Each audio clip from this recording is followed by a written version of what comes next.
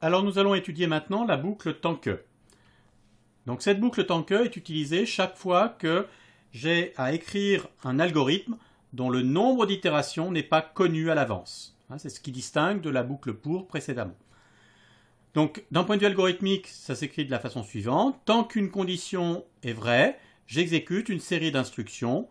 Fin de la boucle. Donc ça c'est ma boucle. En Python, eh bien je vais l'écrire comment? Je vais utiliser en fait le mot-clé while. Donc while, entre parenthèses, une condition. Donc toujours le 2 points pour indiquer le début des instructions à l'intérieur de ma boucle. Donc ces instructions à l'intérieur de la boucle sont toujours décalées, indentées par rapport au while. Et la fin de la boucle est marquée par le retour à une indentation normale, donc la même indentation que le while du début de cette boucle. Donc si je regarde un petit exemple de boucle tant que, pour calculer par exemple la somme d'une série avec une précision epsilon fixée, donc je vais calculer la série S suivante, donc cette série c'est 1 plus x sur 1 plus x2 sur factoriel 2 plus x3 sur factoriel 3 plus etc. Mathématiquement, on sait que la série, la limite de cette série, en fait, c'est exponentielle de x. Donc ça correspond simplement à un développement en série de Taylor de exponentielle de x. Alors, une petite remarque avant de donner l'algorithme pour calculer cette série.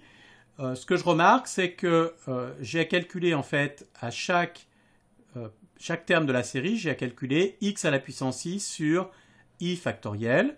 Et pour calculer x à la puissance i sur i factoriel, je remarque que c'est x sur i multiplié par x à la puissance i-1 sur i-1 factoriel. Donc je vais utiliser cette propriété justement pour le calcul de la série. Ça va me permettre de simplifier en fait ce calcul de la série. Donc si je regarde l'algorithme, si je le détaille, donc cet algorithme, je vais avoir une initialisation de la somme. Donc cette phase-là, donc là, S, ça représente la somme. I, c'est mon compteur à l'intérieur de la boucle. Terme, c'est le terme courant de la somme. Et la boucle, c'est tant que le terme courant de la somme est plus grand que epsilon, qu'est-ce que je fais? Je rajoute ce terme à S, je fais I égale I plus 1, et là j'utilise la propriété précédente pour calculer la nouvelle valeur du terme courant, sachant que le terme courant, ce que j'ai à calculer, c'est x à la puissance i sur factoriel i, et d'après la remarque précédente, c'est bien x sur i multiplié par la valeur du terme. Donc là, c'est à l'étape i-1, et ça, c'est la nouvelle valeur du terme à l'étape i. Alors, si je regarde maintenant le programme Python, donc ce programme Python, il traduit simplement l'algorithme. Donc j'initialise x, epsilon, la somme, le compteur i égale 0, le terme, j'initialise à 1, et tant que le terme est plus grand que epsilon, eh bien je fais s égale s plus terme, donc je rajoute terme à la somme, j'incrémente le compteur, et je calcule la nouvelle valeur de terme, et donc j'itère, et à la fin j'affiche la valeur de s, et j'affiche aussi le nombre d'itérations que j'ai utilisé. Donc par exemple, si je prends epsilon égale 10-6 et x égale 1, eh bien il me faut 10 termes pour calculer la somme avec une précision de 10-6, et je peux vérifier en comparant en fait cette valeur de la somme à la limite théorique de cette somme qui est exponentielle de x, qui est écrite ici. Et on voit que la somme que je viens de calculer, eh bien, elle est bien égale à exponentielle de x à 6 décimales après la virgule près, puisqu'ici on voit que j'ai une différence au niveau du 7e chiffre après la virgule. Alors, juste à titre d'exemple, si au lieu de prendre 10-6, je prends 10-10, eh bien vous voyez que Cette fois-ci, il me faut plus de termes pour calculer la somme, évidemment, et j'ai 1, 2, 3, 4, 5, 6, 7, 8, 9, 10. J'ai 10 chiffres après la virgule qui sont exacts, et j'ai une erreur au niveau du 11e chiffre après la virgule. Alors, une petite question que je laisse à votre réflexion. Est-ce que l'algorithme tel qu'il est écrit fonctionne pour x négatif? Je vous demanderai de vérifier. Alors, on va regarder en fait l'exécution de ce code en le faisant exécuter pas à pas. Donc ici, j'ai toujours le même principe. J'ai mon programme qui apparaît à gauche et à droite. Eh bien, je vais avoir en fait les valeurs qui vont s'afficher. Et donc, je vais l'exécuter pas à pas. Donc, si je l'exécute pas à pas, je commence par initialiser x, epsilon, la somme, la valeur de mon compteur, le terme, et là, je commence ma boucle. Donc, la boucle est vérifiée. Donc, je rajoute la valeur de terme à la somme, j'incrémente i, je change la valeur du terme et j'itère. Donc là, je fais un certain nombre d'itérations. Donc vous voyez qu'ici, à chaque fois, les valeurs sont modifiées. Donc là, j'arrive à i égale 10, i égale 11. Et à la fin, eh bien, je sors. Pour i égale 12, eh bien, je sors de ma boucle et j'affiche en fait la valeur de cette somme. Alors, lorsqu'on écrit ces algorithmes tant que, il faut faire attention à un certain nombre de choses. On peut être amené à faire un certain nombre d'erreurs. Et l'erreur la plus importante, c'est que j'ai une boucle qui devient infinie. C'est-à-dire que la valeur de la condition ne devient jamais fausse. C'est-à-dire que la condition est toujours vraie, donc je vais itérer de façon infinie. Donc évidemment, dans ce cas-là, je vais être obligé d'arrêter le programme. Et pour arrêter le programme, en fait, je vais être en général obligé si je travaille en interactif par exemple, d'appuyer sur les touches CTRL plus C pour l'arrêter, ou de tuer le processus, par exemple, de faire un kill du processus pour l'arrêter, parce que sinon il continue de façon infinie. Alors, ça arrive dans quel cas? Ça arrive dans le cas où la condition n'est pas modifiée, on a fait une erreur et la condition n'est pas vérifiée. Un exemple ici, donc si je reprends le code suivant, donc c'est un code qui est parfaitement légal en Python, donc j'écris condition égale true, i égale 0, tant que condition, je fais i égale i plus 1, et à la fin, je fais print i, et là, évidemment, j'ai une boucle infinie. Pourquoi? Eh bien, tout simplement parce que condition, ici, n'est jamais modifiée.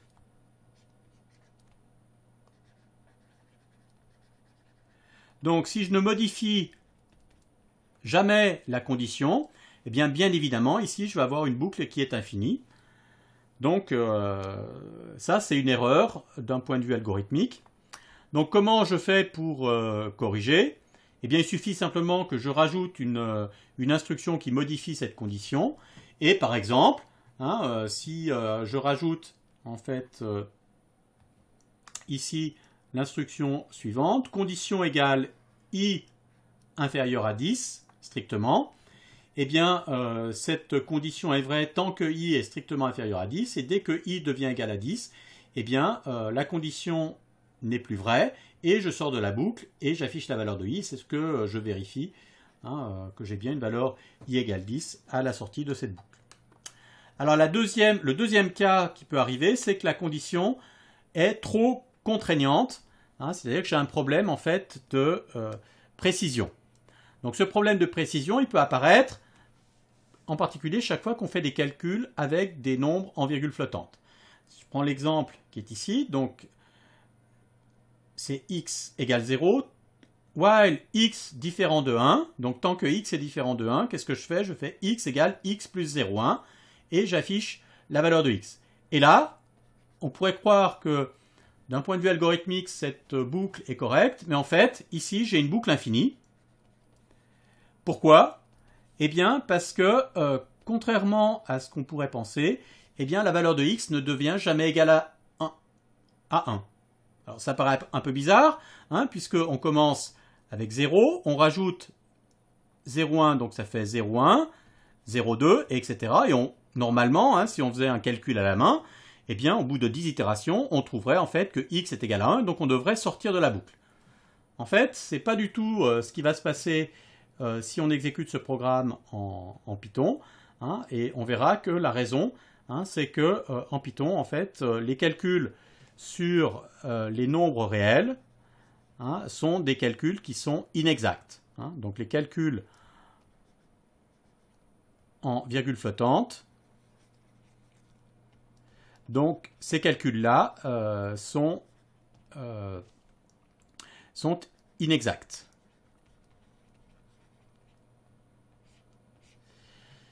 Alors, la solution pour éviter que la boucle reste infinie, c'est en fait d'introduire systématiquement un compteur et un test sur ce compteur qui permet en fait de sortir de la boucle si jamais j'atteins en fait un nombre maximum d'itérations. Alors pour sortir de la boucle, je vais utiliser un mot-clé spécial sous Python qui s'appelle break. Donc ce mot-clé break permet de sortir de la boucle même si la condition en fait n'est plus réalisée. Alors, si je montre un exemple de programme Python qui a été corrigé, qu'est-ce que j'ai fait? Eh bien, j'ai simplement rajouté ici le compteur plus le test. Hein, donc la boucle précédente, j'ai x égale 0, y égale 0. Tant que x différent de 1, je fais x égale x plus 0,1. Alors pour vérifier, j'affiche la valeur de x, j'écris y égale y plus 1. Et si i est plus grand que 10, je sors de la boucle par le break. Et à la sortie, j'écris x est la valeur de i. Donc si je regarde, lorsque j'exécute ce programme, si je regarde en fait la valeur, ce qui est affiché, eh bien, qu'est-ce que je remarque? Je remarque que les valeurs de x, eh bien, 0,1, 0,2, 0,3, 0,4, 0,5, 0,6, 0,7, 0,8, 0,9, 1. Donc ici, je vois 1, et en fait, je ne sors pas de la boucle. Je sors de la boucle ici quand x vaut 1,1, c'est-à-dire que je suis sorti en fait au niveau de cette instruction-là. Alors pourquoi? Eh bien, c'est le problème de précision que je vous avez remarqué tout à l'heure. Alors pour vérifier que c'est effectivement un problème de précision, je vais, au lieu d'afficher la valeur de x, je vais afficher en fait la représentation de x telle qu'elle est codée en Python. Hein. Donc c'est la valeur effectivement qui est codée dans l'ordinateur et pas la valeur qui est affichée lorsque je fais simplement print x. Et donc là je réexécute le code et vous voyez qu'ici qu'est-ce qui se passe? Eh bien, vous voyez que les valeurs que je calcule, hein, j'avais affiché 0,1, 0,2, 0,3, mais en fait, je ne calcule pas tout à fait 0,1, 0,2, 0,3. Vous voyez que ce que je calcule, c'est une valeur approchée de 0,3. Hein, c'est cette valeur-là. Et de la même façon, ici, vous voyez que ce que je calcule, ce n'est pas ici 1. Hein, donc ça, c'est une valeur qui est différente de 1. C'est une valeur approchée de 1 avec un nombre de chiffres après la virgule qui est au moins égal à 15.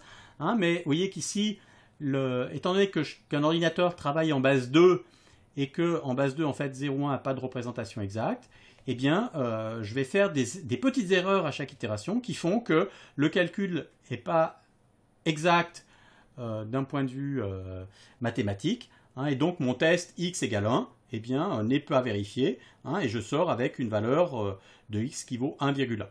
Donc la conclusion, et la chose importante à noter, c'est que il ne faut jamais faire une comparaison entre valeurs réelles.